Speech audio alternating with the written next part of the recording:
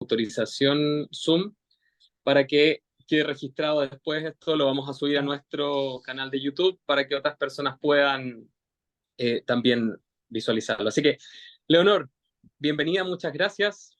Todo tuyo. Muchas gracias a todos por su asistencia. La idea de hoy, al igual que todas estas actividades que se vayan desarrollando, es que sean desde la conversación. Yo tengo un material de apoyo que además lo tiene a su vez Pablo, y para que llegue a ustedes y que puedan ir presentando todas sus dudas. Es bastante ambiciosa la cantidad de temáticas por abordar. Voy a tratar de cumplir correctamente con el horario. La idea entonces es que sea participativo, que ustedes puedan ir conversando, haciendo preguntas al respecto, etcétera. ¿Ya? Entonces voy a presentar, y para eso tengo que apretar acá. Bien. ¿Logran verlo, cierto? Sí. Ok, bien. Vamos a partir hablando un poco del contexto por el cual se considera la universidad, el periodo de estudio de la universidad, pero también el trabajo nuestro como académicos también asociados a la vida universitaria, eh, como una instancia, ¿no es cierto?, en la cual se puede desarrollar. Hay dos personas en el waiting room, dice, no Sí, no, sé. no te preocupes, Leonor, yo las voy admitiendo. Ok, listo.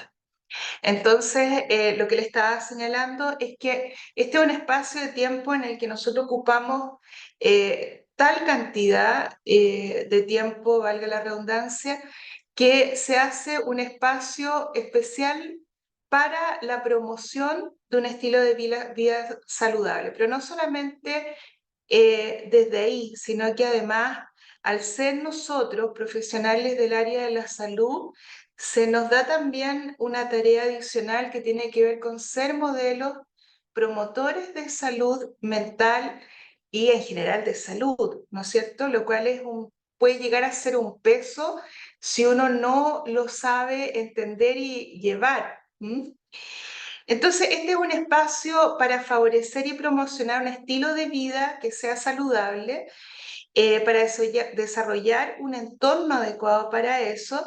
Y la idea es ir generándole a ustedes herramientas también y descubrir en ustedes recursos que ya tienen para que esto no sea otra tarea más difícil de alcanzar y un estrés. Existen distintas maneras de entender lo que es la calidad de vida universitaria. Hasta el año 2008, cuando a un grupo de investigadores se nos confirió la tarea de tener que trabajar en construir un instrumento que lo evaluara, se veía este concepto más bien como una unidad de medida de un montón de cosas. El 2012 intento hacer algún tipo de definición que nos quede claro a todos los participantes de qué se trata, ¿ya? Y qué es lo que estamos evaluando cuando hablamos de calidad de vida universitaria. Se puede entender como una percepción, siempre subjetiva, ¿no es cierto? Como toda percepción, que tiene cualquier persona que participa en una comunidad en general de educación superior asociada a esta condición, ya sea como estudiante, ¿no es cierto?, como profesor, como administrativo, de cuáles son las consecuencias que tiene en nuestra vida el estar asociado a este establecimiento en relación a nuestro bienestar físico, a nuestro bienestar emocional y también a la manera de vincularnos con los demás. lo que hemos visto es que existen al menos 8 dimensiones dentro de lo que es la calidad de vida universitaria, pero en este caso en particular asociado a los estudiantes, pero además existirían variables que vamos a ver enseguida que están involucradas en la consecución de una buena calidad de vida universitaria. Dentro de las dimensiones que se consideran está el estrés, que en el caso del estudiante, ¿no es cierto?, se le llama académico. Está la relación con los otros, está la calidad de la enseñanza, las habilidades cognitivas asociadas al aprendizaje percibidas desde el mismo estudiante, los servicios de apoyo ofrecidos por el establecimiento, las actividades extracurriculares, el trato de las autoridades al estudiante, donde también nos encontramos los académicos, también están, ¿no es cierto?, los docentes clínicos, y está la infraestructura. Dentro de los que los estudiantes han nombrado como los más relevantes al momento de mejorar su calidad de vida, hay otra persona que también quiere entrar, que se llama Carolina de la Fuente Pablo.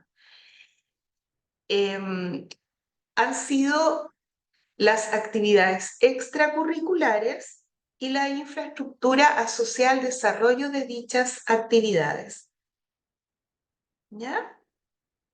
Sin embargo, como yo les decía, más allá de las dimensiones que constituyen la calidad de vida universitaria, existen 3 variables que si no se consideran y que no dependen directamente del establecimiento educacional, aun cuando sí tiene injerencia el establecimiento en la mejora de estas variables, si estas no están consideradas, no se logra una percepción de satisfacción respecto a la calidad de vida universitaria. Y son salud mental, calidad de vida personal y la calidad de vida en salud. ¿Hasta acá hay alguien que tenga alguna pregunta o comentario?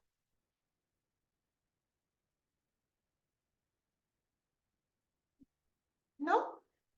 Bueno, voy a conseguir entonces en el desarrollo de esta exposición o curso o taller. Se pide que se converse de la neurodiversidad y yo coloqué este concepto que hice una mezcla, ¿no es cierto?, entre la neurodiversidad y la universidad.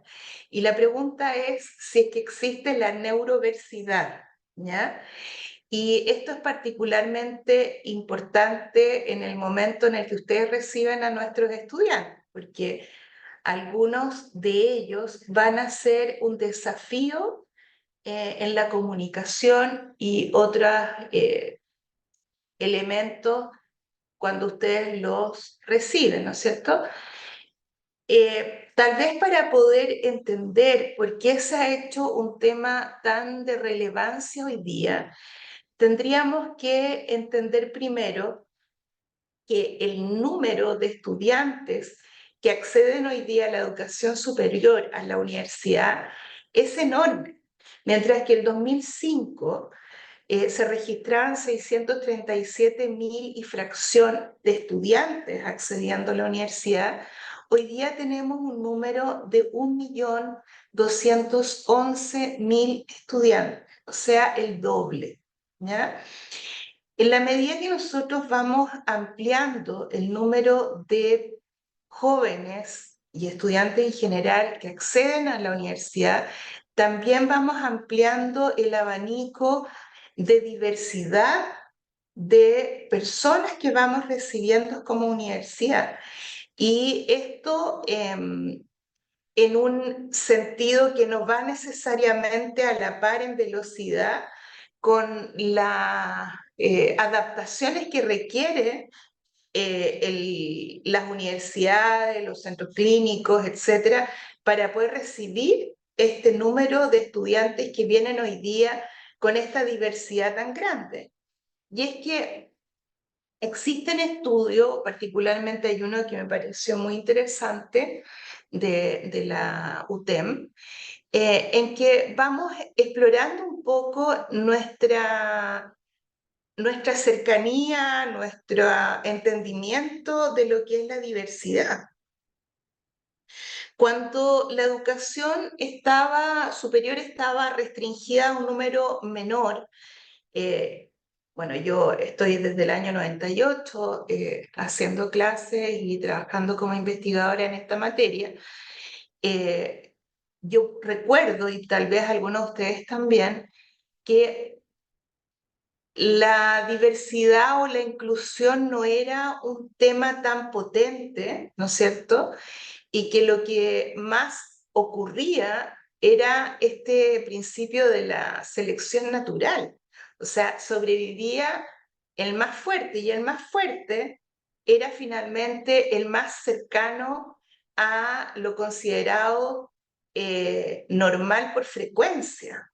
Y por lo tanto, todos aquellos que se iban desviando, ¿no es cierto?, este promedio, iban quedando en el camino.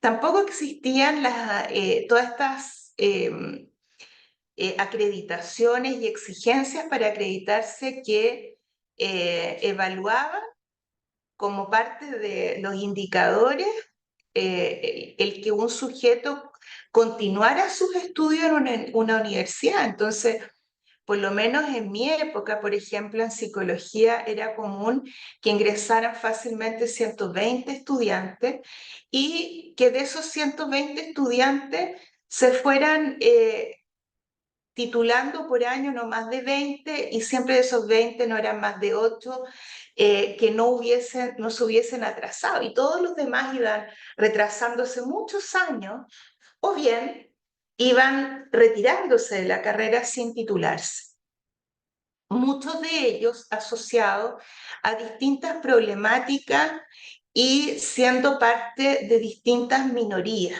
¿ya? Entonces, la universidad en este crecimiento ha tenido que ir haciéndose cargo de todas estas diversidades, algunas diversidades más evidentes y más puestas hoy día sobre la mesa en la discusión que otras. Pero ciertamente el tema de la salud mental y la otra mente, como una mente distinta a la propia, que no es correcta ni incorrecta, todavía es un tema que no es tan visible en nuestra sociedad en general y tampoco en la educación superior en particular, ¿ya? Cuando estamos hablando de diversidad, no estamos hablando solamente entonces de personas lo que se le llamaba la neurodivergencia, los estudiantes con una condición del espectro autista, sino que estamos hablando también de condiciones permanentes o bien transitorias que nos colocan en una necesidad de ajuste inclusivo para garantizar la educación de calidad que sigue siendo un derecho, ¿no es cierto?, universal, un derecho humano y que además tenemos esta, por decirlo de alguna manera, presión, ¿no es cierto?, de que existe todo un marco legal que nos dice que no podemos generar ningún tipo de discriminación y eso significa que empezamos nosotros a tener que, como universidad también, a formalmente a ir haciéndonos cargo de algo que todavía es muy invisibilizado. ¿Ok? ¿Pregunta o comentario hasta acá? Ok. Para entender en particular el concepto de la neurodivergencia, habría que entender que esto no fue propuesto desde el ámbito de los profesionales de la salud mental, sino que fue más bien desde un artículo de un periodista en los años 90 que hablaba de la necesidad de tener personas con esta condición TEA, que en ese tiempo solamente se hablaba, ¿no es cierto?, como la persona autista, no como un espectro más amplio, en el que se planteaba más bien esta necesidad de colocarse, de situarse políticamente con un nombre, ¿no es cierto? Con un nombre que no, además no estuviera asociado a un trastorno mental y que de alguna manera los posicionara socialmente como también un otro de valor, ¿ya? Ahora bien, por supuesto que tiene esta tensión política, ¿no es cierto?, de situarlo socialmente, pero desde un punto de vista más de la salud mental o del entendimiento de lo que es la diversidad entre los seres humanos. Baron Cohen, que es uno de los teóricos más relevantes en la evaluación, sobre todo de la empatía en el espectro autista, trata de explicar también que es un error hablar de los neurotípicos y de los neurodivergentes, o plantear la neurodiversidad solo como quienes más se distinguen de los promedios, puesto que es imposible, ¿no es cierto?, hablar de una manera de procesar el pensamiento como norma, que además nosotros constantemente vamos aprendiendo a realizar, nuestro cerebro va generando nuevas conexiones cerebrales, que nosotros mismos en nuestra historia de vida vamos cambiando este procesamiento y que entre todos nosotros no existe una única manera de procesar la información. Sí existe mayor percepción de coincidencia entre lo que estamos vivenciando, percibiendo fuera, ¿no es cierto? Pero no existe dos formas iguales de entender el mundo, ¿ya? Y desde un punto de vista más existencial, de también no solamente entenderlo, sino que de existir en el mundo, ¿ya?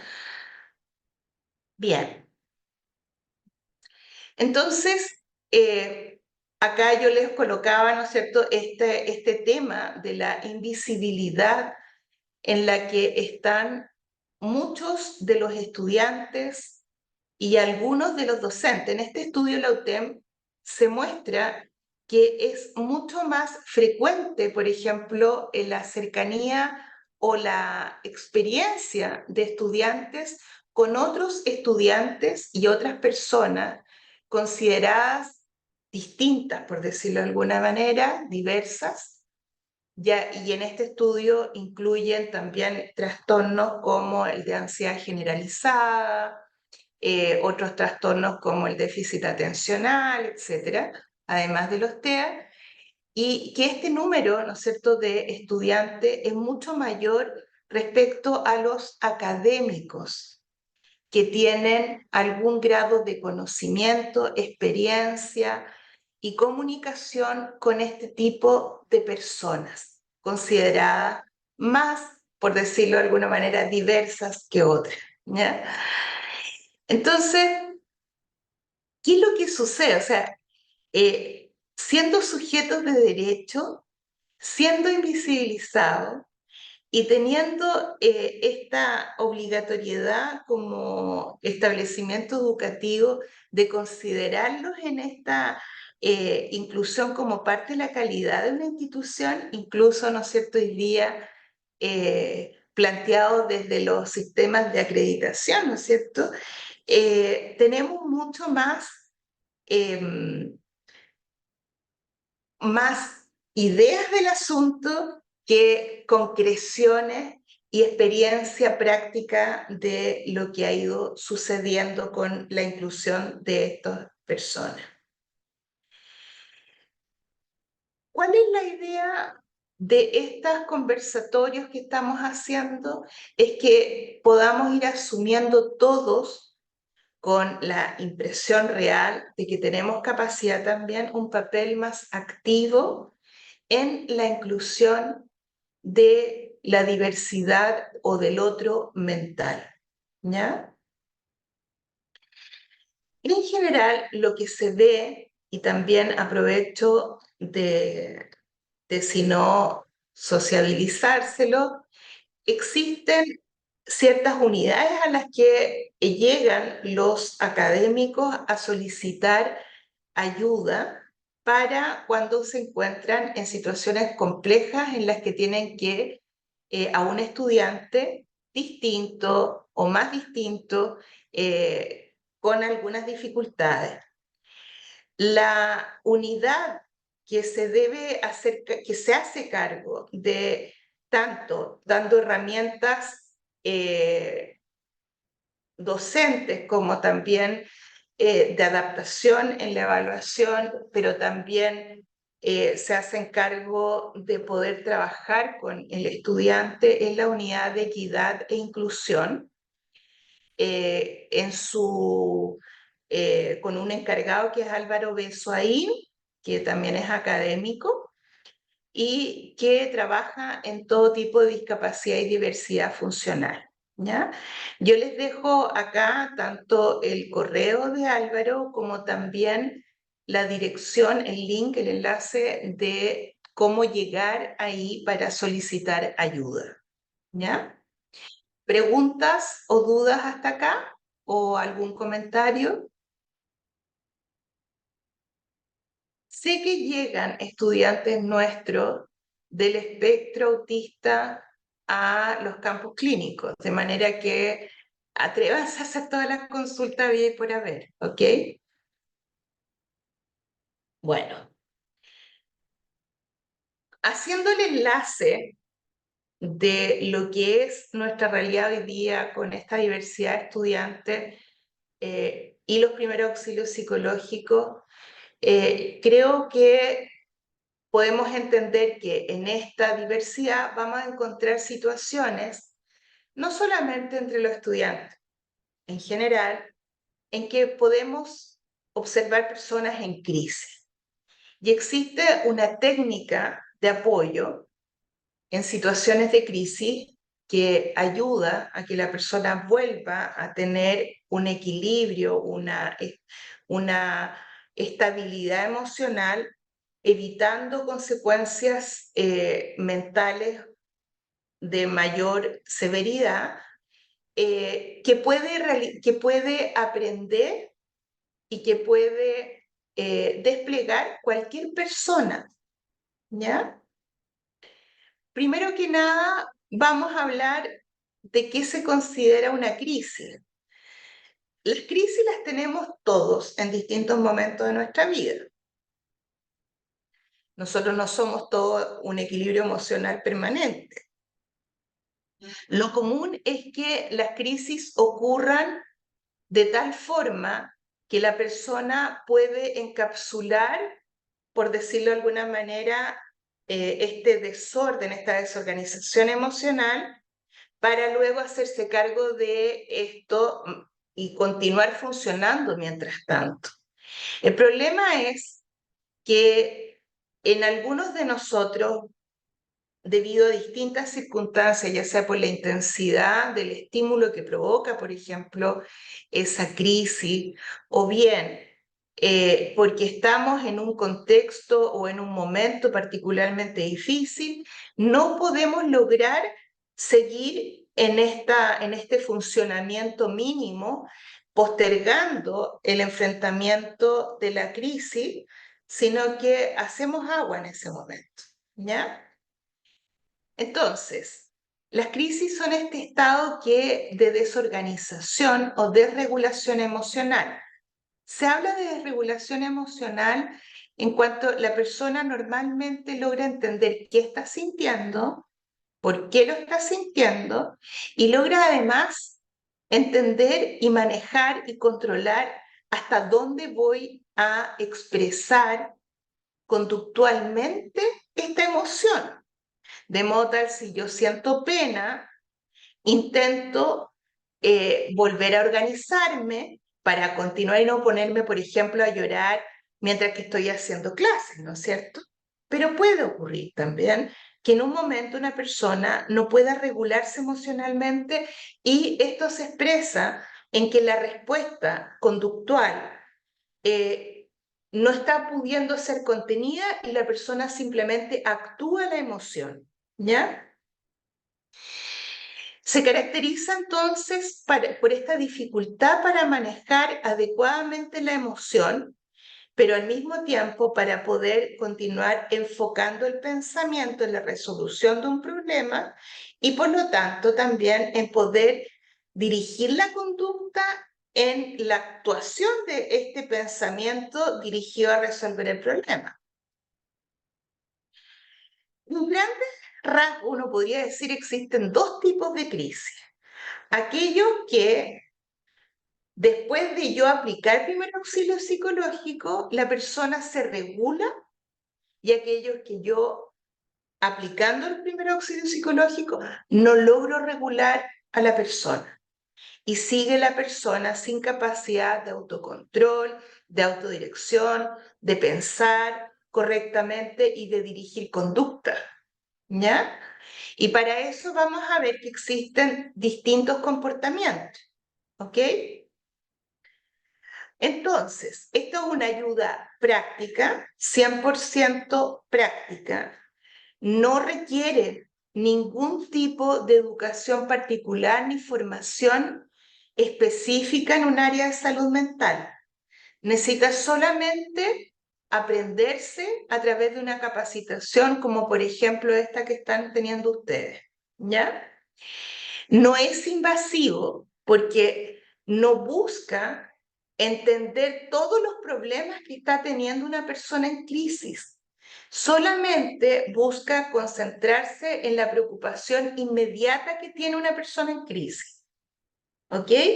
No va a tratar de estar haciendo preguntas como inquisitiva en la que está explorando y levantando más información. Está concentrada en la técnica de la escucha más que de la intervención en sí mismo. No busca sobreestimular a la persona en crisis, lo que busca es ayudarlo a volver a centrarse, ayudarlo a volver a un mínimo de calma a través de técnicas fáciles y generar una mini psicoeducación y saber qué pasos podría continuar siguiendo una persona que ya ha pasado por los primeros auxilios. Recuerden que me pueden interrumpir, por favor. La primera etapa que es previa a los primeros auxilios, la de preparación, tiene que ver con preguntarse, tú te das cuenta que hay alguien, un estudiante, por ejemplo, en crisis, tú te tienes que preguntar primero si tú estás en condiciones en ese momento de poder aplicar la técnica. Y claramente, si uno no está bien tampoco anímicamente, porque estás pasando tú por un duelo, o porque estás pasando tú por una crisis familiar, o porque tú tuviste una experiencia traumática reciente, tú no estás en condiciones de poder aplicar primeros auxilios psicológicos. Y acá es súper relevante entenderlo porque también se entiende la importancia de que los colegas con los que uno también está trabajando también se formen y se preparen en esta técnica, de manera que no sea una persona, sino que el entorno está preparado para sentirse también en condiciones de poder aplicar la técnica. Y también existe una siguiente consecuencia, que es que además de estar preparado con una formación en esta técnica, también tengo que tener una coordinación con mi departamento, con mi servicio, con mis colegas, con mi unidad, para que de esta manera estemos todos preparados para una situación en la que tenemos que aplicar primer auxilio psicológico. ¿ya? Esto se hace, además de tejiendo redes, se hace generando ciertos comités. Por ejemplo, comité de crisis, comité de primer auxilio psicológico, comité de bienestar, ¿ya? En que normalmente están involucrados tanto los profesionales como también los administrativos o técnicos y también otros estudiantes que estén haciendo su internado o práctica.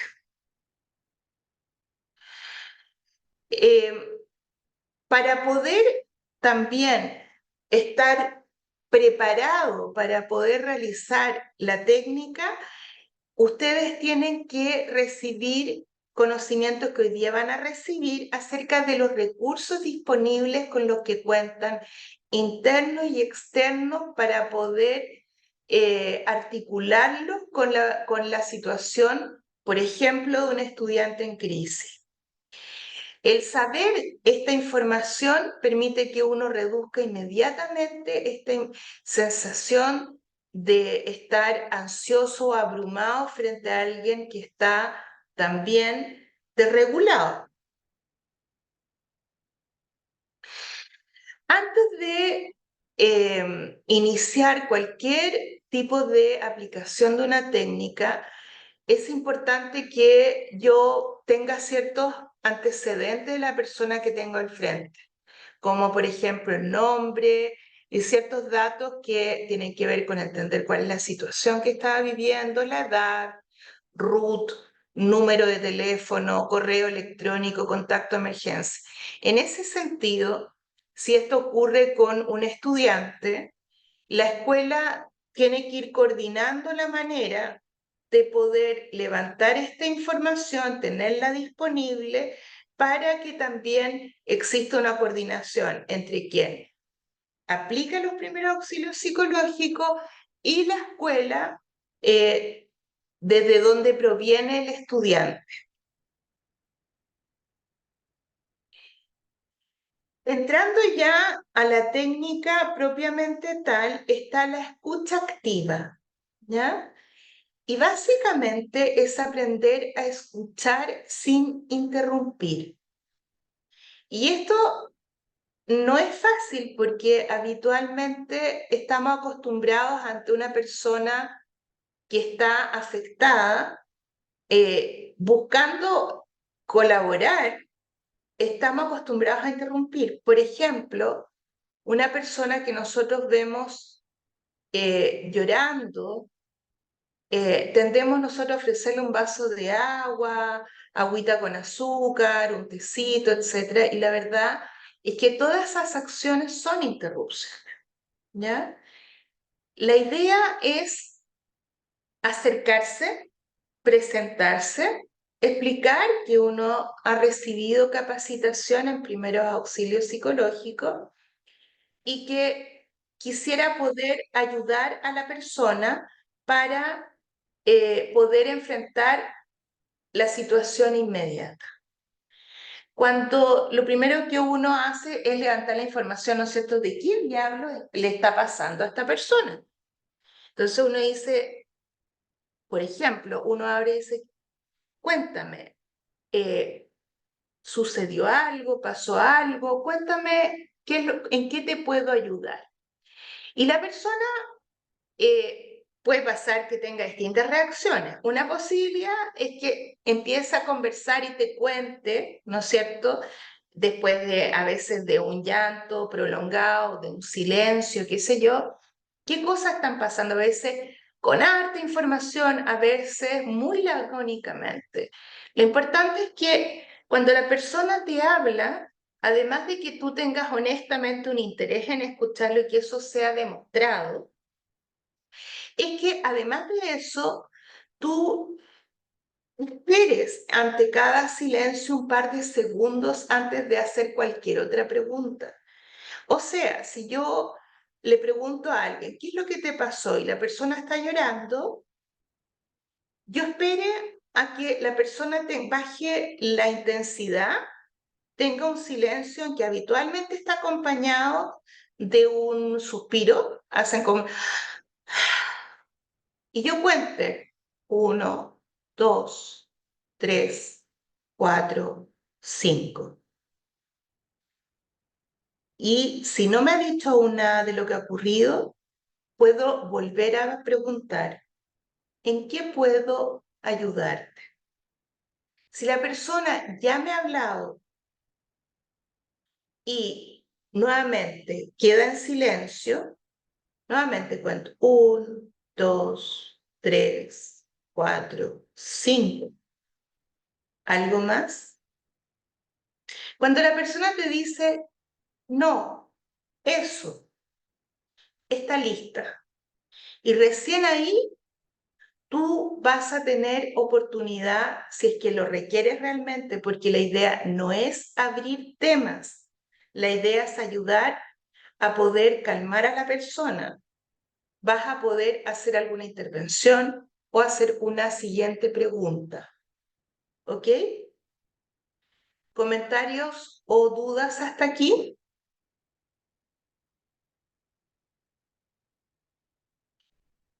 Ok. Una vez que yo entiendo más o menos lo que está sucediendo, o he estado acompañando en el silencio a una persona que está afectada en crisis, lo invito a poder realizar una técnica de respiración que permite volver a la calma. Le pido primero permiso para enseñarle, luego le digo que es mejor buscar una posición cómoda, que puede ser sentado, y le enseño esta respiración. Existen muchas maneras de realizar esta respiración. Esta me parece la más sencilla y me parece importante el hecho de que no esté asociada a número de segundos, etcétera, porque de esa manera cada persona la puede realizar a su ritmo. Básicamente es pedirle a la persona que bote todo el aire y que luego inspire lentamente, llenando los pulmones, bote el aire, ojalá por la misma nariz, y que mantenga un momento los pulmones vacíos para nuevamente inspirar, botar, mantener,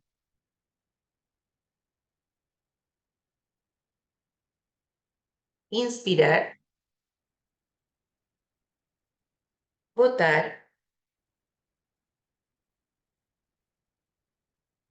mantener.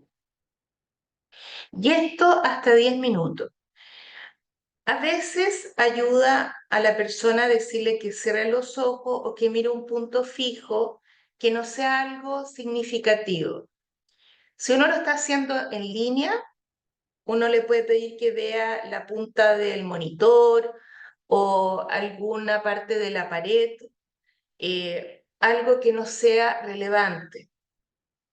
Este estado que está inducido a través de la respiración es algo que normalmente los seres humanos hacemos como cada 45 minutos, que es como volver a ordenar toda la información adquirida en los últimos 45 minutos. Y que se asocia como cuando tú estás en una mini ausencia, por decirlo, de alguna manera en que estás un par de segundos con la mirada fija en un lugar y como ausente de lo que está ocurriendo y de repente vuelves. Normalmente no somos conscientes de eso y hay ciertas conductas que inducen más este estado, que es el mismo estado o muy similar al estado de trance, que generan también otras técnicas como justamente el trance, la programación neurolingüística, etc. Y básicamente lo que hace es que nuestro cerebro, cuando está invadido de mucha información cada 45 minutos, ordena toda la información en los archivos correspondientes, Y también hace vaciamiento de la papelera, ¿ya? Aquello que no es relevante. Al inducir una respiración de este tipo, nosotros llevamos a la persona a este estado para que la persona vuelva a poder ordenar también el pensamiento y calmar la emoción, para que la persona empiece a encontrar soluciones al problema inmediato y que uno pueda orientar. ¿Dudas o comentarios hasta el momento?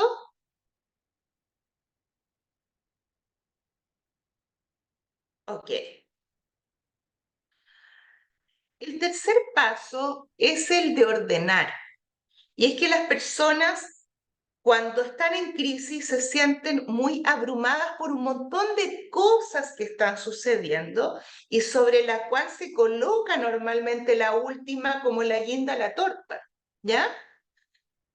Y nuestro rol, ya decíamos, no es invasivo, no es de indagar más allá de lo que es inmediato, pero tampoco es interrumpir. Entonces la persona puede que nos diga muchas preocupaciones que está teniendo. Y lo que nosotros vamos a hacer en el ordenamiento es explicarle que existen en todos nosotros abundancia de problemáticas por resolver, pero que en este momento nos vamos a enfocar en lo más urgente. Y lo más urgente siempre es, y siempre tiene que ver con que la persona llegue sana y salva a un lugar protegido que normalmente es su hogar, no siempre, pero normalmente es su hogar. Pero pudiera ser que ese lugar protegido también fuera una urgencia, un servicio de urgencia, ¿ya? Lo importante es que esa persona logre llegar a ese lugar sano y salvo. Y es lo primero por resolver, y es lo que va a estar enfocado, de hecho, los primeros auxilios psicológicos.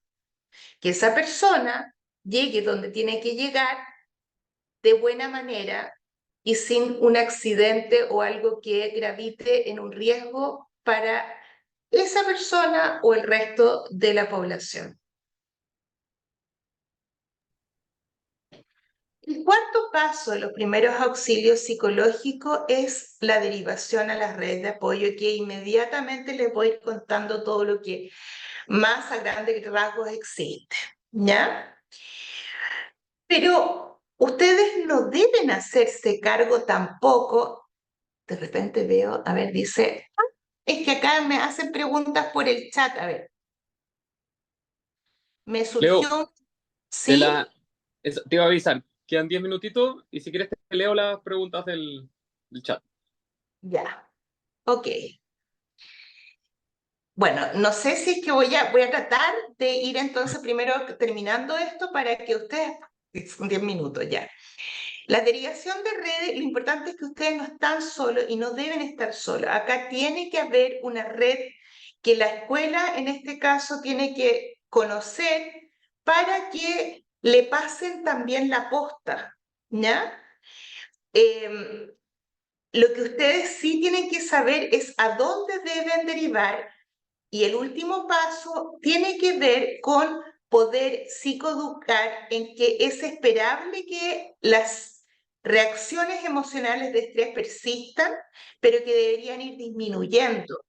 Y que lo que deben estar atentos es si es que con las semanas, en vez de ir disminuyendo estas señales de alarma, van aumentando los síntomas. Y es ahí donde tienen que consultar en un servicio de salud mental. Si no, no, ¿ya? Algunas cosas que la anoté acá. Existe la unidad hospital digital que atiende en un horario, acá están los enlaces, en que la persona, cualquiera de nosotros, podría llamar y va a ser atendida por un psicólogo que está preparado, que es de la red asistencial y que va a darnos la primera orientación. Y dentro de esa orientación, si él pesquisa que necesitamos una ayuda extra, va a derivarnos a, por ejemplo, el CEFAM cuando corresponde, o nos va a orientar en función de nuestro sistema previsional qué es lo que podemos hacer. Tenemos también el Hablemos de Todo del INCUB, que atiende estudiantes, o sea, jóvenes entre 15 y 29 años, también dentro de un horario, a través de este enlace. Ustedes pueden ir entregando también esta información al estudiante. Existe también un catastro que no necesariamente está todo actualizado, pero yo les coloqué acá aquellas que me parece lo más relevante. En el caso de alguien que está con un problema de consumo, existe este enlace y este número para ser atendido gratuitamente y ser orientado en qué existe para su ayuda. En caso de una persona que ha sido víctima de algún delito violento, también existe un enlace y un teléfono asociado a profesionales que van a dar una primera contención e información. Existe también un fono para la violencia contra las mujeres, que también tiene un horario, tiene un WhatsApp y tiene también un sistema de profesionales que también van a orientar sin necesidad, tanto en este como en el anterior, de que la persona esté obligada a denunciar.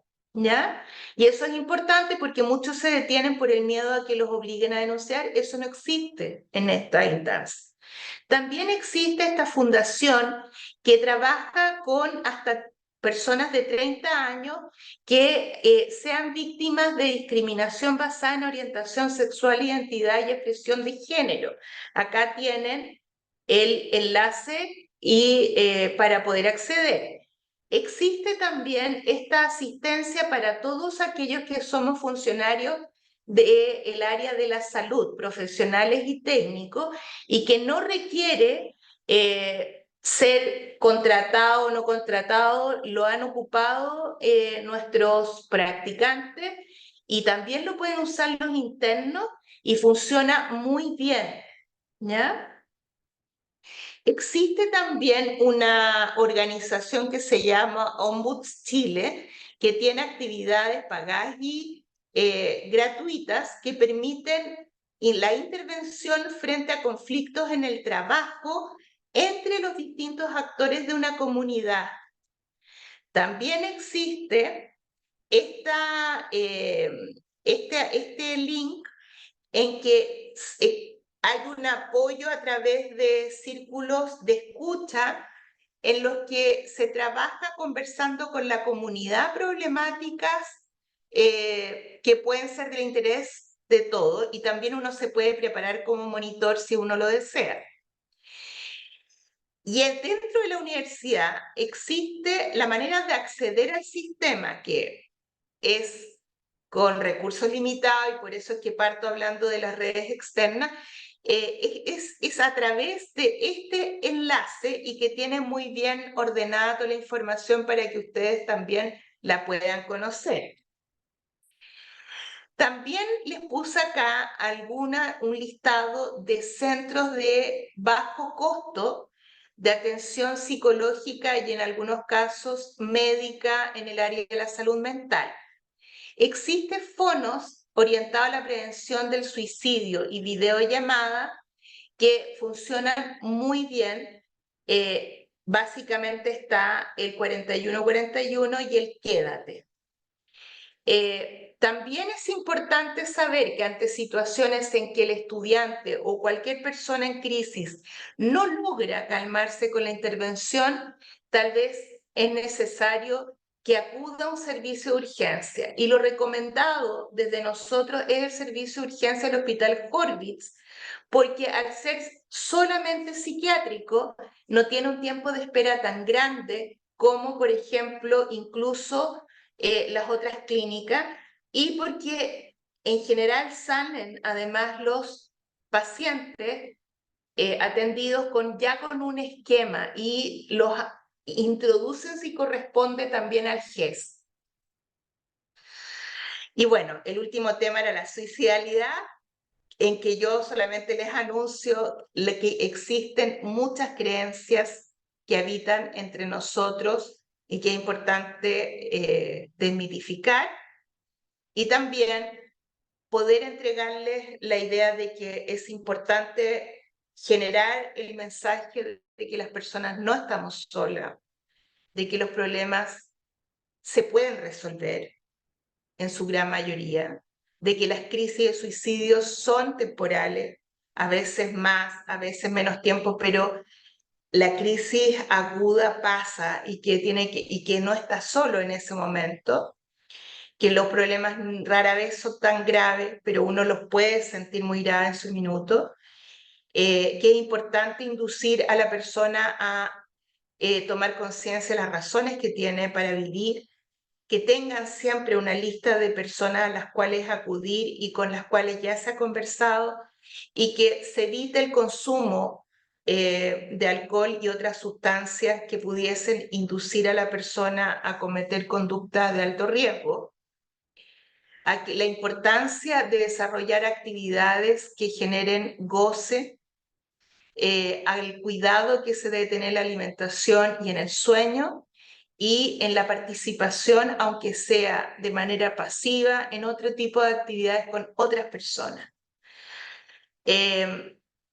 Les pongo acá algunas cosas que podemos hacer todos nosotros cuando nos encontramos frente a una persona con una crisis suicida, que tienen que ver con lo que recién señalaba, y acá hay un elemento súper importante, que es cuando yo me encuentro con alguien, también es importante que yo no sienta que me voy a quedar para siempre acá sujeta con una persona que está en crisis, pero también que no hay, y no puedo prometer confidencialidad, porque la idea de toda esta entrega de herramientas es que ustedes también puedan sentirse seguros y tranquilos en una red, y no solos frente a una situación, a una persona en crisis, ¿ya? Bueno, acá está la bibliografía y ahí está mi mail. Me quedo acá por si es que alguien tiene alguna Muchas gracias. pregunta. Hay una pregunta en el chat. Voy al tiro para allá. Dice, me surgió una duda. Mencionó en un momento que la respiración puede ser hasta 10 minutos incluso, pero ¿cómo nos damos cuenta que ya estamos listos para pasar a la conversación relacionada al ordenar? Normalmente cuando ya está tranquila, está siguiendo por sí misma la respiración, ¿ya? De partida. Tú ya no la estás guiando, sino que la persona la está haciendo por sí misma. La persona está empezando a respirar también, eh, a respirar un poco más cortado que inicialmente cuando se está forzando, ¿no es cierto? Y está ya sin desregulación emocional, ¿ya?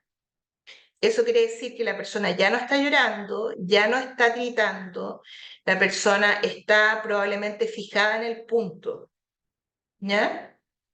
Y lo que uno debería hacer es que cuando yo me estoy dando cuenta que la persona ya está en un estado de mayor tranquilidad, yo debería ir como guardando silencio progresivamente hasta que la persona sola vuelve hacia mí, ¿ya?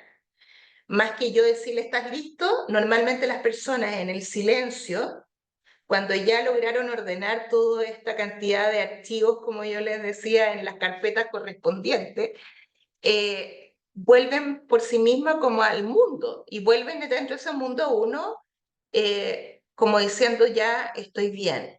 ¿Mm? Muchas gracias, dice Carolina. Pamela hace dos preguntas. Dice, la parte de la respiración, ¿cuánto tiempo debe durar? ¿Y qué hacemos si no logramos que hable y nos cuente lo que pase? Cuando no logra, lo importante no es tratar de forzar, no es tu tarea el hecho de entender qué es lo que está pasando, ¿no es cierto? Tú estás buscando que se calme, más que de poder analizar el problema en sí mismo, ¿ya? Ahora bien, tú puedes, partiendo por la pregunta de la respiración, es variable, pero no puede exceder los 10 minutos, ¿ok? Entre que me explica, entre que se calma, no deberían pasar más de 20 minutos en un primer auxilio psicológico. Yo no debería quedarme más que 20, 25 minutos a lo más con una persona. Ahora, es muy relevante, por eso que yo tenga esta conexión con la escuela, por ejemplo, y que la escuela se active contactando al contacto de emergencia, porque en el caso de una persona que no se tranquiliza, esa persona probablemente necesita ir de todas maneras acompañado, nunca solo, a un servicio de urgencia. Y no eres tú el que lo tiene que acompañar, definitivamente no eres tú. No puedes ir tú llevarlo ni en tu auto, ni en micro, ni en metro. No, es la persona que lo va a poder continuar acompañando y se va a hacer responsable de él. Y tiene que ser un adulto, ojalá un familiar, ¿ya? Entonces, no necesariamente te va a contar. Y puede que tu intervención sea solamente enseñarle a respirar, enseñarle esta técnica y contactar a la persona indicada para darle estos enlaces necesarios. Puedes tú también, dependiendo del horario en que ocurre esto, hacer el llamado, por ejemplo, al hospital digital. Tú puedes hacer esa conexión para que un psicólogo sea, que está armado en crisis, ¿no es cierto?, el que toma la posta y sigue orientando esta situación. ¿Ya? La idea no es que tú te hagas cargo de la persona, ¿ya? Muchas gracias, Leonor. Hay una pregunta de Joel. Hola a todos. Hola.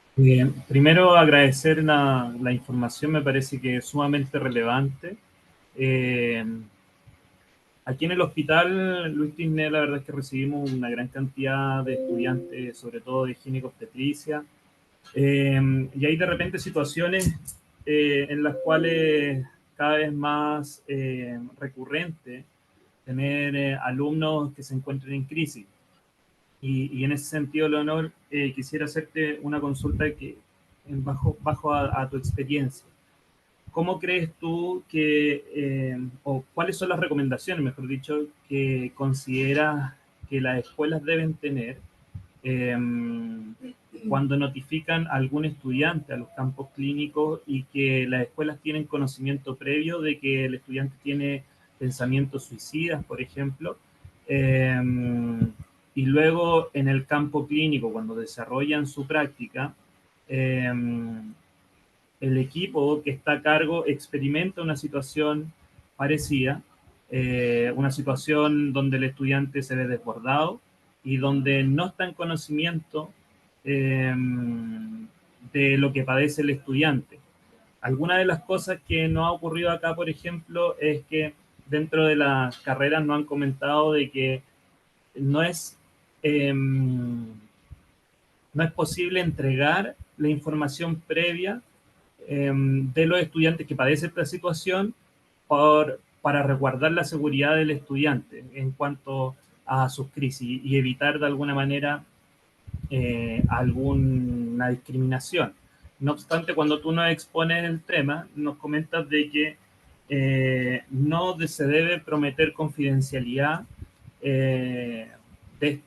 cuando tú interactúas con el estudiante. Entonces, no sé cómo es que podemos prever este tipo de situaciones con el fin de que el equipo que reciba a los estudiantes esté informado de manera previa de lo que pudiese ocurrir con su estudiante.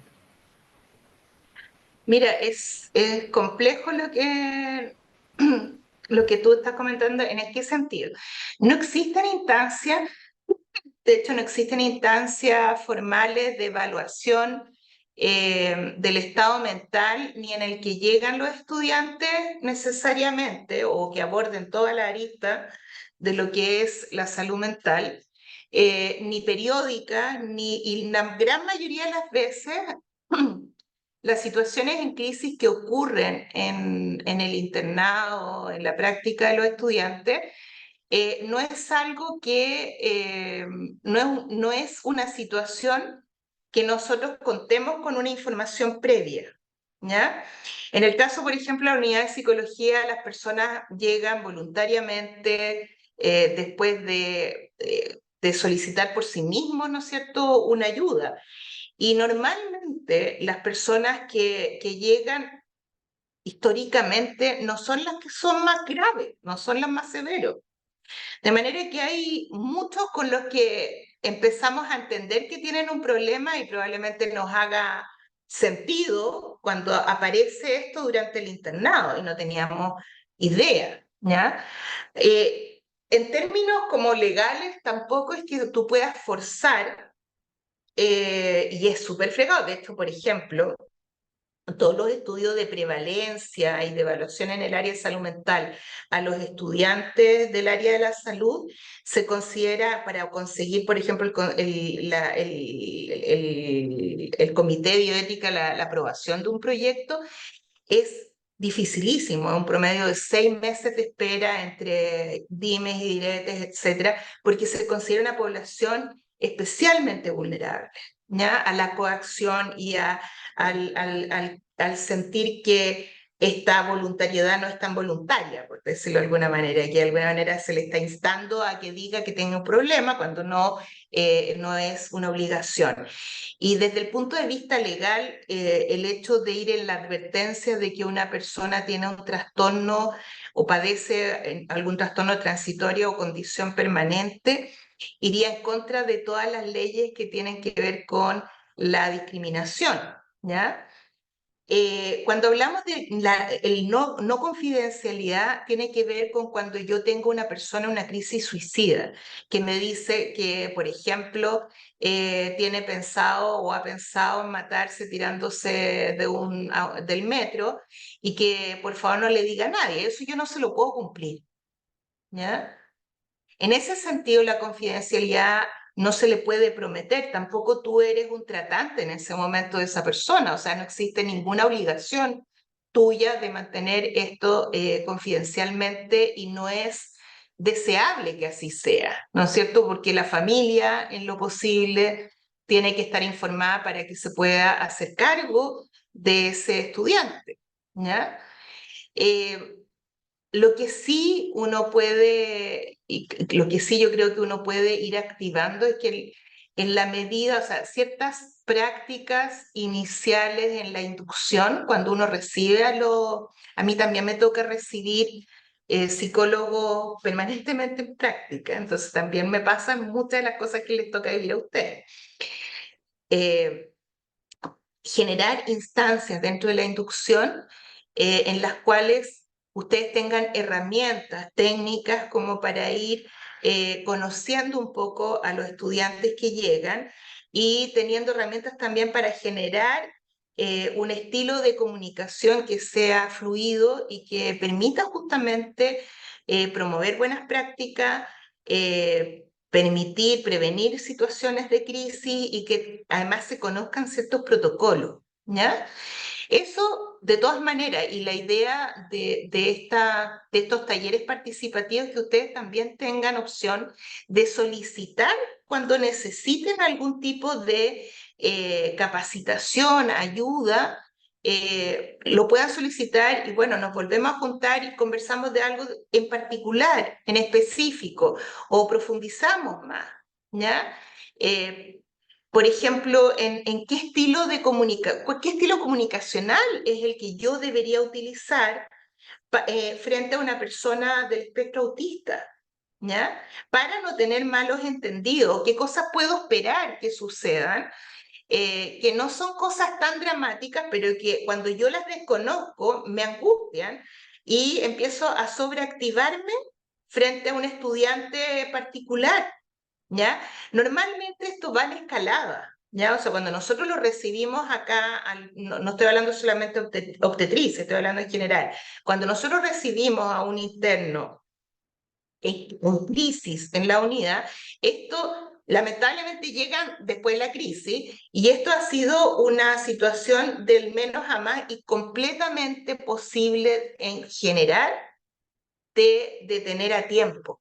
Pero el estudiante no se ha atrevido porque normalmente no ha entendido bien la dinámica, ni bien a su tutor, no confía mucho, viene lleno muchas veces de prejuicios de cosas que le han dicho estudiantes antes de los lugares de práctica, viene lleno de ideas de lo que van a pensar de ellos. Y por otra parte, efectivamente, nos falta alguno de nosotros que nos mandamos un condor y hacemos justo el comentario menos indicado y reafirmamos ciertas creencias equivocadas que tienen los estudiantes de nosotros. Entonces, todo es posible en la medida que uno construye inicialmente un lenguaje, una manera de comunicarnos que hace que la persona llegue a tiempo y no cuando ya la cuestión se desborda. ¿Ya? Cuando se desbordan, normalmente acá nos llegan acusaciones de maltrato, de un montón de cosas de abuso de distintas especies, que claro, en 25 años yo me doy cuenta que en gran medida son situaciones que no han sido corregidas a tiempo y que van teniendo una cadena de malos entendidos que se van agravando, ¿ya? Pero si yo aunque es políticamente incorrecto decirlo, si yo tuviera que decir cuál es el factor común, es un déficit importante en la comunicación. O sea, está lleno de malos entendidos, ¿ya? De parte del estudiante, pero también de parte de nosotros como docentes. Hay un montón de vacíos que llenamos nosotros con interpretaciones. Muchas gracias, Leo. No, Muchas gracias. super. Hay una pregunta en el chat de Francesca que dice, ¿cómo podríamos en un futuro solicitar un taller similar para las colegas de mi unidad, Anatomía Patológica del Hospital San Juan de Dios?